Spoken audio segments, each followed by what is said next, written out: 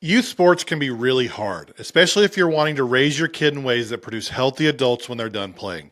Each week on Healthy Sports Parents, we have conversations designed to help you keep your athlete mentally and emotionally healthy. Whether you're just starting out in rec ball or you're traveling every weekend to elite tournaments, we're here to help you strengthen your relationship with your kids through sports. If we haven't met, my name is Jonathan Carone, and I'm the host of the show. Today, we're joined by Coach Jen Greeny. Coach Greeny has been the head women's volleyball coach at West Virginia University since December 2023. Before that, she spent 13 seasons as the head coach at Washington State. In her collegiate career, Coach Greeny has won over 60% of the games she's competed in, including 8 straight NCAA tournament appearances, 6 top 25 finishes at the Division I level, and 2 Pac-12 Coach of the Year honors. She's also coached at the D2, club, and high school level, and was a collegiate athlete herself, where she also earned a degree in elementary education. All that to say, Coach Greeny knows kids, she knows youth sports, and we're incredibly honored to have her join us today. Let's welcome in Coach Jen Greeny. Coach Greeny, thanks so much for joining us today. Yeah, thanks for having me. I'm really excited about this. So one of the things I love most about this show is before we get into talking to coach or doctor or whatever the specialty is, we always want to meet the parent. So we want to meet mom before we meet coach. Can you tell us a little bit about your kids and what they play and what it's been like being mom to them? Yeah, absolutely. So we have 2 daughters. Our oldest daughter, Lauren, is a junior at Montana State, and she is on the golf team there. She actually grew up playing multiple sports, and I know we're going to kind of talk about that, but played volleyball, basketball, track. She played baseball with the boys, soccer, a little bit of everything. And so actually injured her knee her freshman year of high school, tore her meniscus, and that's how she got into golf. And then our younger daughter, Leah, is a freshman here at Morgantown High, and more strictly a volleyball player as it goes right now. But so full-time mom, full-time coach. And so, it's been fun, just helping them, guiding them through their sports as well. I want to stick on the story of your oldest daughter for a second, because we have a mutual friend who told me that story before. So coming into this conversation, I had heard that. But we hear so much from people about specialization in youth sports and how so many kids aren't able to play sports or pick up a new sport after elementary school because the rec leagues are just gone. So can you tell us a little bit more about her story and how she was able to transition after the injury and pick up a new sport as she got older? Yeah, you bet. She had surgery, and it was going to be a pretty long healing process. And, she came to us after school one day and was like kind of bored, like if you're used to being busy and an athlete, and a freshman in high school. And she said, can I, play high school golf? And I was like, oh, thank God, you'll be able to do something, get out of the house. And she had never played 18 holes of golf before. And being the coach and mother that I am, she came after her first tournament, and I was kind of like, oh, how'd you do? And she was like, I got third. And we were like, they must be terrible. But she's very athletic. And she ended up actually going to state her freshman year. Somebody that is just, athletic and can pick up a sport. And then was getting back into volleyball and playing some beach volleyball, had been traveling. We lived in the state of Washington at the time and had traveled to California to do some camps for beach volleyball and things like that. And then COVID hit. And especially on the West Coast, you couldn't do much of anything except golf. And so that's really when she got into golf and did some summer golf and started being recruited and And so we were like, well, now you're a golfer.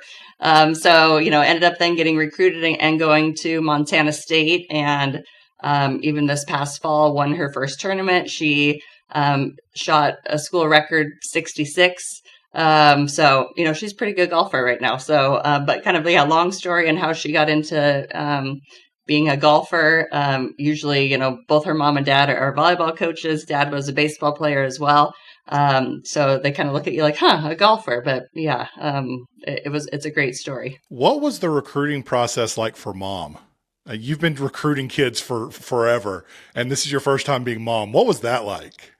Yeah, being a mom on the other side of the recruiting process is a little bit nerve wracking. I would be like, okay, have you sent out emails? Have you?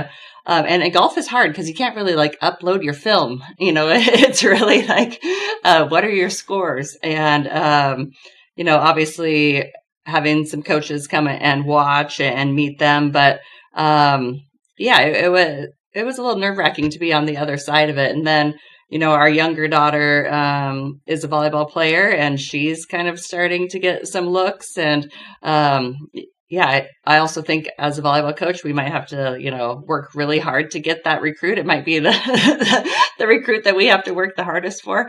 But yeah, being on the other side of it, you just want, again, your kid to be happy and healthy and have a great experience, wherever they go. One of the things that I talk a lot about is that people ask well, what do I do when my kid experiences this, experiences that? And I always say that we have to be honest about acknowledging our bias towards our kid. We love our kid because they're the most important thing in the world to us. So your youngest is playing your sport. Your youngest is playing a sport where both of you are paid to evaluate talent. Mm-hmm. So how do you coach parents to stay, I guess, fair or unbiased towards their kids when it comes how good is my kid actually versus I love this kid. They're the best. They should be getting all the offers, but in reality, maybe they're not, but we love them so much and it's so hard. Yeah. Oh, I know. And we see, the whole gamut of that, right? When we're recruiting too. And I grew up a coach's kid. My dad was a high school basketball coach and track coach. And so I think kind of growing up in a household with a coach, is maybe a little bit different as well. I always felt like my dad was harder on me, than anybody. And we're probably harder on our kids than anybody. But then at that same time, too, you do find yourself being like, oh, man, why isn't this coach looking at her? Or why isn't the coach playing, her in this position or whatever that is?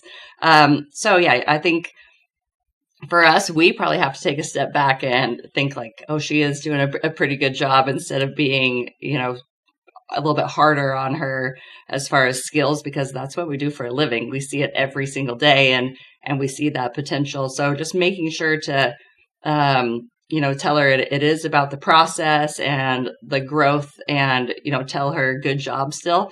Because sometimes probably that competitiveness, because I'm like, hey, I watched your practice and why are you walking? She's like, I'm 14. I don't know. Right. I'm like, oh yeah.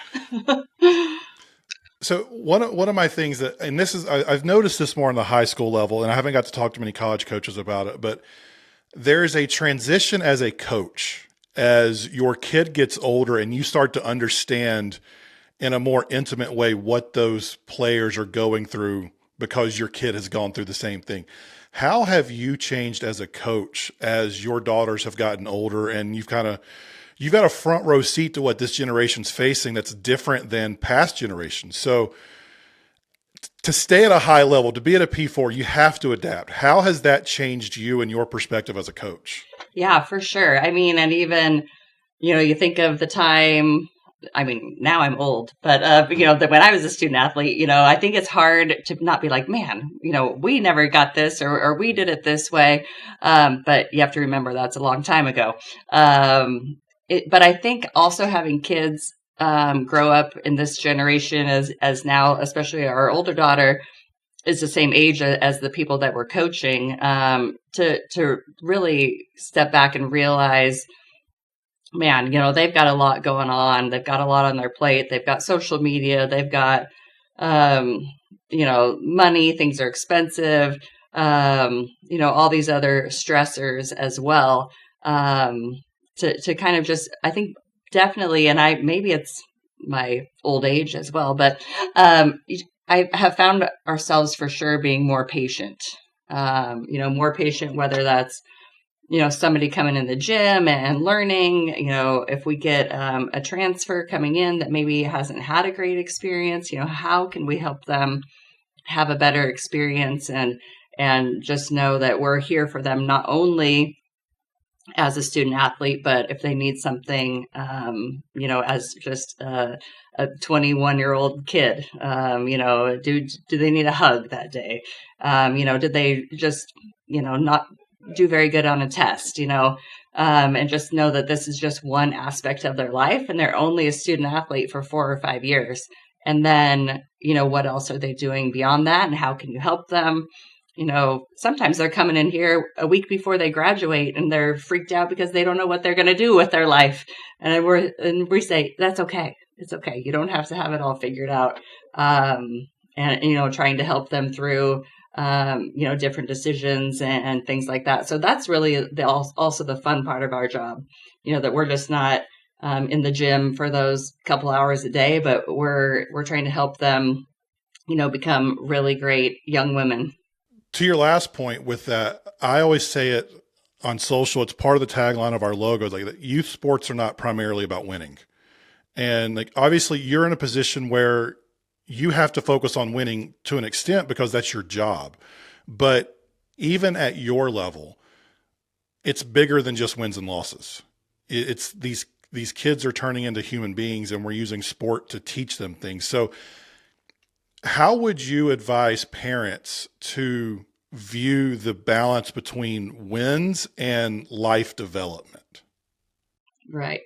Yeah. I mean, for us, even at our level, we really try and focus on the process, and we're huge on two things. It's attitude and effort. And, and we're really at the highest level of volleyball that you can be at. And we're still focusing on attitude and effort every single day, because you can't always control the outcome, right? You're playing another team. You don't have control over what they're doing. You only have control over what you're doing. And even skill wise, you might have a bad day. If you're shooting free throws and you're like, oh my gosh, like what's the deal? Why can't I make my free throws or whatever that is? But you can always control your attitude and your effort. And I think that should go down from the highest level down to, rec league and whatever you're coaching. Could be, T-ball, and it's okay. I think it's really hard not to be focused on the outcome, but we don't have a lot of control over that sometimes. One of my favorite quotes I've ever heard is a few years ago, Richie McKay, he's the head basketball coach at Liberty. It was the first year that they were turning the corner in terms of going for a conference championship. And they had a home game versus the team that won the league last year that they were tied with. And they got blown out by 30, absolutely murdered. And after the game, Coach McKay said that he realized they got too focused on the win. They were concerned too much about the result, that they were focusing on that instead of focusing on the things that they know to do to get the win. And I've always found that interesting. It kind of unlocked something in my mind when he said that, like that we want to win, yes, but if we focus on the result more often than not, we're not going to get there as if we focus on the process. Yep, absolutely. Yeah, because you get like gridlocked into like, oh man, we're now down 5 points or whatever, and you're not focusing on how you get there. So, we really try and break our practices down as well into a lot of process and a lot of fundamental work, because also especially at this point, we're trying to build this program. And so we're probably not as skilled as some of the other teams that we're going up against. And so if we were only focused on that outcome, well, we would never get there. Okay. So, because we got to be focused on getting better every single day. And whether that's just 1% better, then that's all we can ask for. And as long as we're trending up, those outcomes will eventually come. Yeah, that's the thing that when I'm on social and I'm in the comments with the parents interacting with us, like there's so many that I think just have a binary view of wins and losses. It's either like I can't tell you how many people quote Ricky Bobby and say, if you're not first, you're last. And I'm like, do you not get it? Like there are so many things that go into this. I'm in a small rural town and my kids play soccer. They're not quite to travel teams yet. We'll get there in a few years probably, but I have some friends whose kids just moved up to travel this year. They're in the lowest level of travel, but our best kids are playing the fourth tier from Charlotte.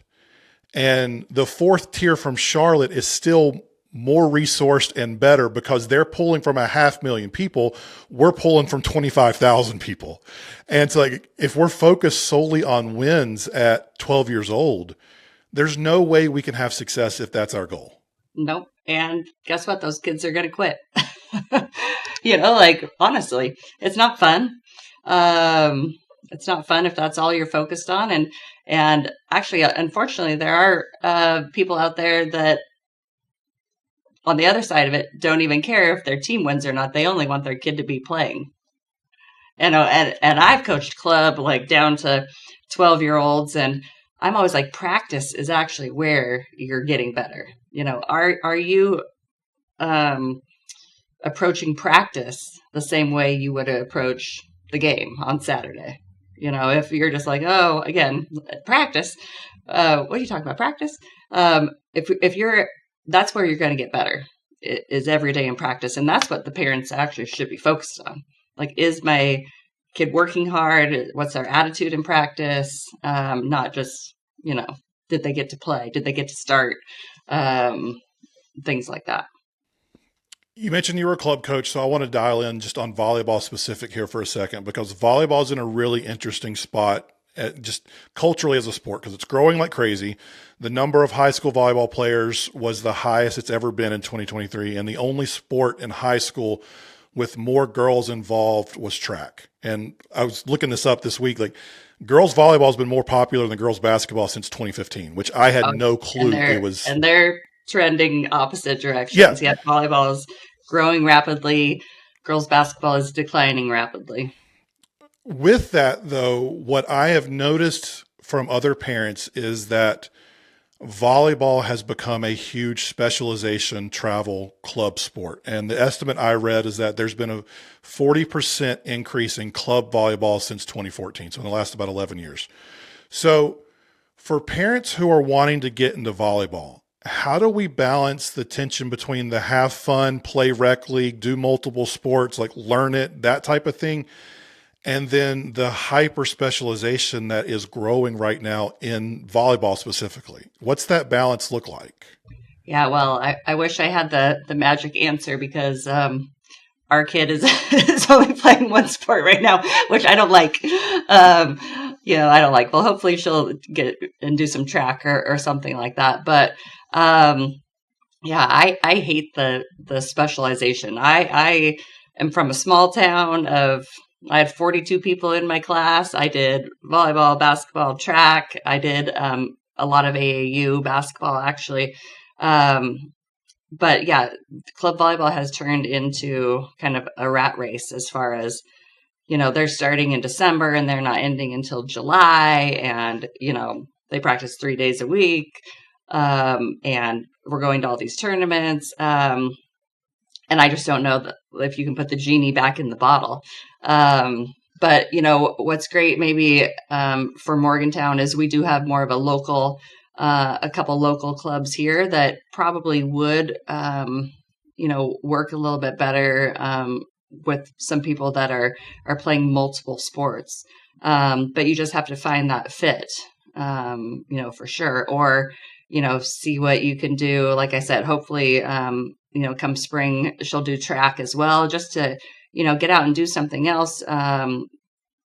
You're using different muscles, you're using your brain in a different way. But yeah, it's just become kind of this crazy, um, beast of club volleyball as far as that specialization goes. So I wish it wasn't, and I don't know how to make it go back. That's the hard part. Like we opened the door to it, and I don't know that and it's not just volleyball, it's baseball, it's soccer, Right. it's softball, it's basketball. And so as a coach and a mom, for the parents who have no clue what they're doing, who are just trying to struggle to get by, and they've got all these competing voices saying, you have to do this or you have to do that. Like, you're an authority on the figure, on the sport, on like how to get the most out of it. How would you just either encourage or advise parents as they think through? Because I think what's happening is there's so much pressure being put on parents. And when we don't know what we're doing, we just default to what the loudest voices are saying. Right. So one of the things I'm trying to do is elevate voices who are actual experts and not the Uncle Ricos of the world who are trying to make money off of it. Like, so what would you do to advise those parents?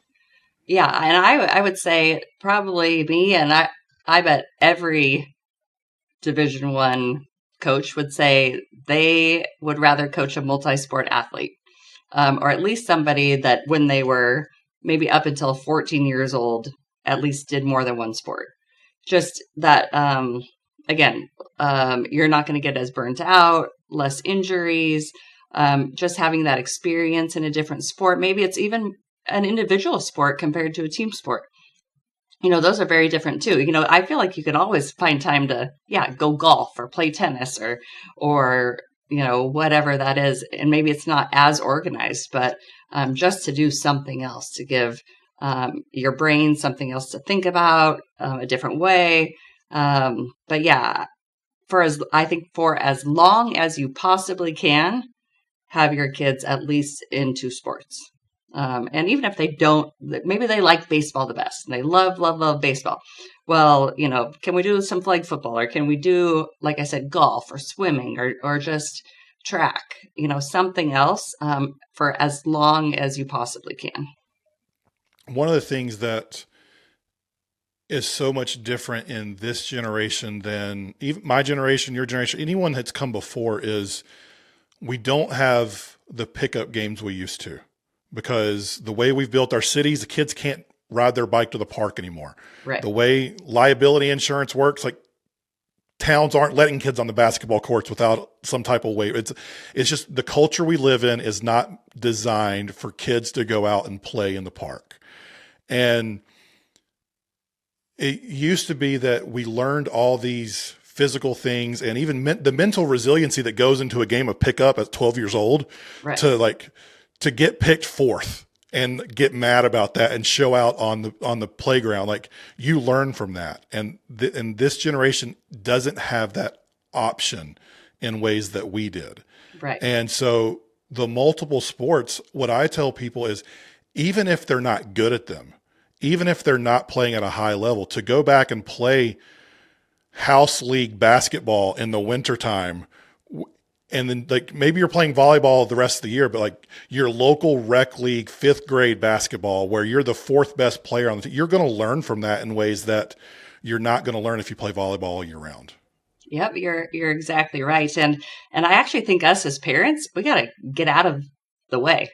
I think sometimes, kids, we show up to the gym early, or, that you see parents in there like organizing the kids for them. Let the kids do that. Like, take a step back, go watch Netflix. Let the kids figure it out. And maybe there's a little argument about, whose ball is it or this. We got to let the kids figure that out. So I think as parents, we have just become just like overzealous in trying to have everything so organized. And even me as a coach, we try, we pick teams sometimes.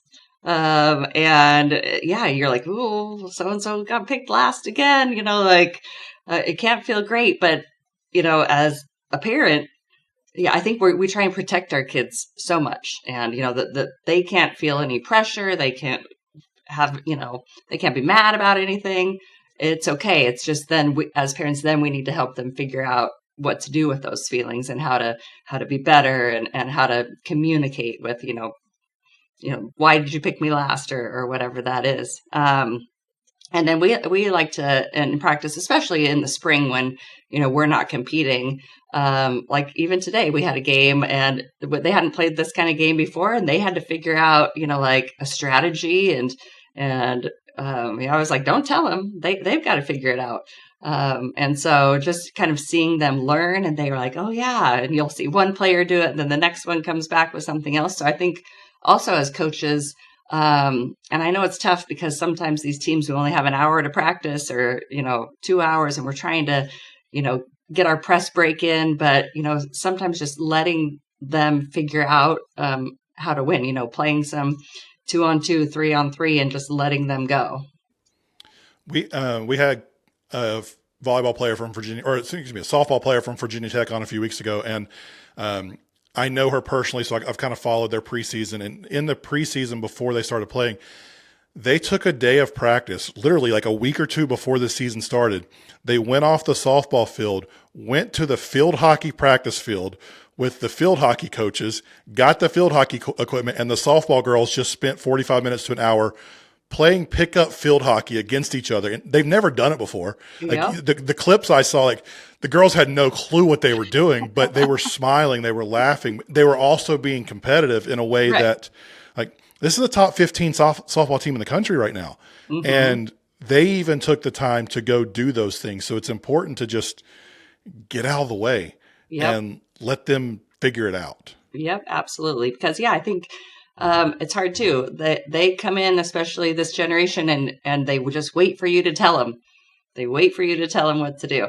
Instead of, they're smart enough. They've played this game long enough. They just haven't had the opportunities. Yep, exactly. So giving them the opportunities. So, that's why too, parents, we got to get out of the way a little bit and let our kids kind of try and figure some stuff out. We had an interesting thing actually last week with the high school baseball team. They were in preseason workouts. We're recording this right before the season starts. And it was a morning workout. I think they may have been in the weight room. I don't remember. I wasn't there. But I heard a player and a coach talking about this afterwards, that two of the seniors about got into a fight. And it was one of those times where one of the seniors was getting on to another guy for not putting the work in. And the assistant coach said, I wouldn't have said it that way, but what he said was right. But I'm 40-something years old. He's 17. So it's like, but one of the players like went up to the coach afterwards. He's like, why didn't you stop that? And the coach is like, why? Like, if you guys were going to fight, I would have stopped you. But if you're just arguing with each other to figure it out, like, you need to do that. Okay. You, like, as a team, you need to figure that out. And I think as parents, because we love our kids so much, we want to protect them from any type of negative emotion. Right. But it's the negative emotion that causes them to grow. Yep. And that's the tension we have to live in. For sure. Yeah. Because you could go back and say to the senior, hey, what you were saying was right.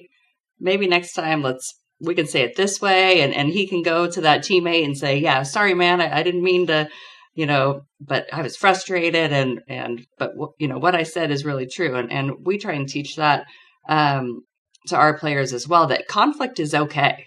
Just, we have to be able to circle back around and then make sure that we're on the same page. You can't have something that divides the team, but having conflict, if we all were roses and butterflies and nobody ever pushed anybody or got into it or argued, then we probably wouldn't be growing exactly like you said. I want to switch gears completely because there's something you do that I was told about that I absolutely love.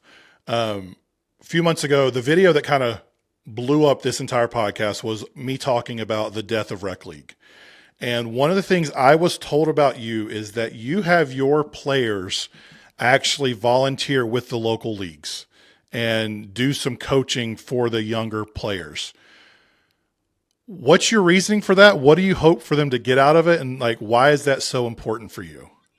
Yeah. And maybe this all started because I'm a coach's kid, right? So, and I just, I think you can learn so much more teaching the game, coaching the game as a player. it's great when our players come back and be like, man, I told Susie 10 times to blah, blah, blah, whatever skill. And she just, wouldn't do it. And you kind of look at them and you're like, About that. Right. But if you have to teach somebody the skills, then as a player, you're thinking about that in a completely different way, right? You have to be like, oh, and if you manipulate your hand this way, this is what the ball is going to be. And then, you see them come back to practice and be like, oh yeah, like, again, I told Susie this and it really worked. And, now I'm making sure that I'm doing that. I think it just totally gives a different perspective as a player when, like I said, you have to teach the game and teach the skills and talk through that and think of it in a different way.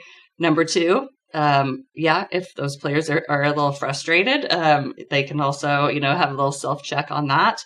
But I even liked when I coached high school, that our high school kids went down, to the middle school and kind of did clinics. We're all role models for these younger players. And I think that's really important too, to know like, hey, people are watching you and people, when they come to your practice or your matches, they're seeing how you act on the sidelines and so kind of giving back to the sport as well. So I guess it's, multifaceted, why we really like to do that. But I think most importantly, just that, that you just don't show up to practice and you do the skill. You actually have to think about why and how and be able to, teach someone else how to do that. I think it really kind of completes that learning loop in your brain and just makes you an all around better player. One of my favorite examples of something similar to that was, like I said, we're in a small town, so a lot of our athletes are able to play 2-3 sports. And last summer, my kids were at the high school basketball camp, and I went to pick them up one day. They were finishing up first and third grade. So they were rising second, fourth grade. So they're the youngest kids at the camp. And so we're in the back gym, not even the nice gym, the back gym. And they're being coached by a couple rising juniors and seniors. And one of the kids, varsity football, basketball, and baseball as a sophomore. So highly athletic.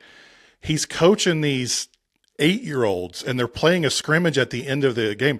And I've never seen that kid more excited. Yep. I went up to him after the camp. I was like, dude, I didn't expect you to lose your voice coaching 8-year-olds. And he's like, I didn't either, but that was incredible. And it was just cool to like, I think as our kids get older playing, the pressures are so high that they forget this is just a game that they loved as 8-year-olds. Right. And having a chance to give back to that next generation reminds them that, yes, this is work at times. Yes, this is like, we have to put the effort in, but we started playing this because it was a game that we enjoyed playing with our friends and we love it so much. And to take the pressure off in those ways does incredible things for people.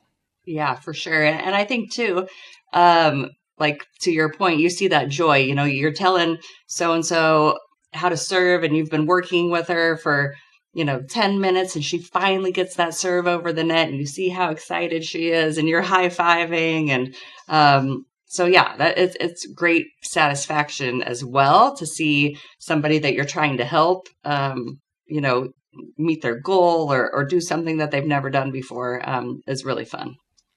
All right, I got 2 more questions for you, and then we'll get you out of here. This next one is an open-ended one. I'm going to put you on the spot because whenever I get to talk to smart people, I always like to say, what's the one question I haven't asked that you feel someone needs to ask you because you've got an opinion that people need to hear? So tell us something that I haven't asked that you think parents need to know. Yeah, I think probably the one question that you haven't asked, but like I'm really big too on like it's crazy right now how these young kids are just not sleeping, they're not eating well. So I think like how can we as parents also just help our kids just from a nutritional standpoint, a sleep standpoint, like they are so busy. Like I remember, like we didn't have social media, we didn't have phones, we didn't have Netflix. Like we did our homework and went to bed and got up. So I would be really interested in just like how can we help. They're just running and running and running. And I think as parents we feel like we have to, and it's just that like that sleep part of it, that nutritional part of it. It's just crazy that we didn't really think about all that stuff when we were growing up, and just it's getting worse and worse. And I think so many injuries are happening for lack of sleep, lack of nutrition.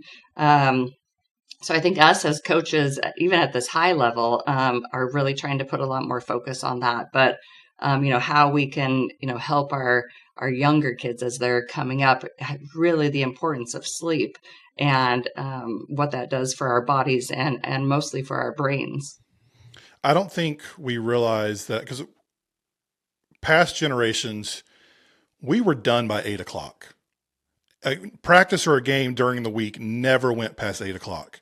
No. And for some of these sports, because there's a lack of access to facilities, or because they're so into, like, you're practicing till 9:30 sometimes. Then you got to drive home. Maybe you did your homework beforehand. Maybe you got dinner beforehand. But even then, there is a decompressing process that when you go from like super intense focus, the body can't go from super intense focus for an hour and a half, 2 hours to sleeping in 30 minutes. Right. There has to be some type of decompression. And when our kids are getting out of practice at 9 and 9:30, they're not getting home for another 15, 30 minutes. They probably need to shower because they've been sweating. So they're not even getting to a decompression state until 10:00. And then school starts at 8:00 the next morning. Right. And in some places, high school start as early as 7:30 because the elementary schools start later. And it's like, when are our kids getting a chance to sleep? When are they getting a chance to rest? When are they getting a chance to not scroll on their phone, but just not think about anything with no stimulation, to just sit there and like, we read the back of the shampoo bottle. Like that's like, my kids don't know where the shampoo bottle is half the time, but it's like, we knew that all this stuff because you're sitting there like, I don't want to get crude, but like you're in the bathroom and like, what am I going to do? Like there's the shampoo bottle, there's the soap bottle, there's a magazine from 4 months ago. Like, it wasn't constant stimulation. And to figure out spaces where we can give our kids unstimulated time, I think is one of the harder things. I agree. Because even if they're watching TV, they have so many different options that it's like, oh, my episode's only going to be 15 minutes and I'm going to change to something else. Whereas like, no, we had commercials. Yep. And that sounds like such a freaking dinosaur, but the stimulation and the way that entertainment has gotten so smart that they know how to keep our attention in a world where our attention is less and less. Right. And I don't know what we do, but you're right. You're spot on with that. I know. Again, I don't have any magic, for that, but just I think for parents to be aware, like it's like, yeah, we don't need the noise on all the time. Like, we used to say like, we can't use the word bored, like I'm bored. That's actually great. Like, It's okay. It's okay to not have anything. It's okay to not be watching anything. It's okay that it's quiet. I just think we even as parents now have so much noise, always going on, that our brains never get that chance to recover and to rest and for it to just be quiet. And I think that's really important for our kids to have that time because their brains are developing, their bodies are developing. So, and I'll be the first to admit I've got to do better at that because my kids see me constantly seeking simulations. It's like, if that's what I'm modeling to them, then of course that's what they're going to pick up. So like, there's a part of me that I'm somewhat hypocritical because I'm doing that myself. But if I'm the 38-year-old with the fully formed brain and I'm succumbing to that, what is my 9-year-old who's still growing, my 8-year-old who's still growing? Right. Like, how much harder is it for them? Yep, for sure. And then I think, I think just, we've all been somewhere where, what if it's Vegas or somewhere where it's super noisy and you have all this stuff coming in all the time, like your brain hurts, right? I can't imagine what these kids and what their head feels like, but that's what they're used to. And so how can we just, take 10 minutes and just not have anything going on? It can just, be quiet. We may not have the solutions, but at least if we can all acknowledge the problem exists, then hopefully we can start working together to figure out the solutions. Yeah. All right. Last question for you. I always like to get us out of here on some type of encouragement. So this week, as parents walk through the fun yet super stressful period known as youth sports, how would you encourage them? What encouragement would you give them through this time of their life? For the parent, is that what you're saying? Yep. I don't think there's a one size fits all, right? If Johnny is doing it that way, doesn't mean you have to do it that way. We have to take a step back and figure out what's best for our kid, because everybody's different. So there's just not a one size fits all, and we don't have to keep up with anybody. If, so-and-so's playing the travel ball, but our kid wants to play multiple sports, then that's okay. I think just there's not a one size fits all, and we all know that as parents, we're trying our very best and to be patient, and that's okay. That's so great. Coach Greeny, thank you so much for joining us today. Yep, you bet. Thanks for having me. Thanks a bunch. That's it for today's episode. If you like the show, I'm going to invite you to subscribe on your favorite podcast app or on YouTube. If you're listening on Apple Podcasts, it would be a huge help for you to write up a small review. If you're on YouTube, make sure to hit that like button as well.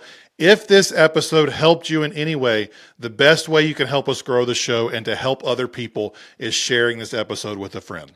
Most of all, we hope you have a great week watching your kids play the sport they love. Enjoy the time with your kids. Have a great week, everybody.